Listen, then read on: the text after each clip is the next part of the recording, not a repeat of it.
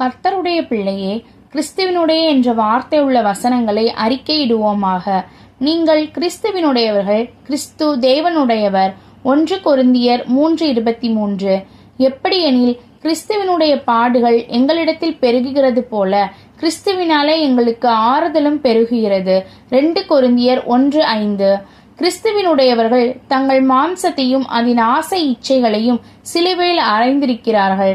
கலாத்தியர் 5:24. ஒருவர் பாரத்தை ஒருவர் சுமந்து இப்படியே கிறிஸ்துவினுடைய பிரமாணத்தை நிறைவேற்றுங்கள். கலாத்தியர் 6:2.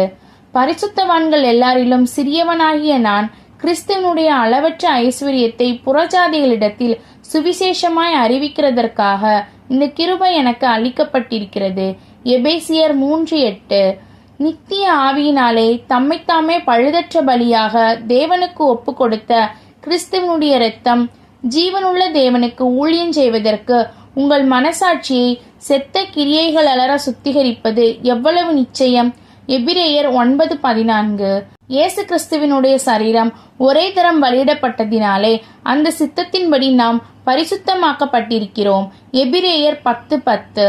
தேவனுடைய அன்பிலே உங்களை காத்து கொண்டு நித்திய ஜீவனுக்கு ஏதுவான நம்முடைய கர்த்தராகிய இயேசு கிறிஸ்துவினுடைய இரக்கத்தை பெற காத்திருங்கள். யூதா 1:21. அவன் கிறிஸ்துவினுடைய ஆத்துமா பாதாளத்திலே விடப்படுவதில்லை என்றும் அவருடைய மாம்சம் அழிவை காண்பதில்லை என்றும் முன்னறிந்து அவர் உயிர்த்தெழுதலை குறித்து இப்படி சொன்னான். அப்போஸ்தலர் 2:31. நீங்கள் கிறிஸ்துவினுடையவர்களாய் இருக்கிறபடியினாலே என் நாமத்தின் நிமித்தம் உங்களுக்கு ஒரு கலசம் தண்ணீர் கொடுக்கிறவன் தன் பலனை அடையாமல் போவதில்லை என்று மெய்யாகவே உங்களுக்கு சொல்லுகிறேன்.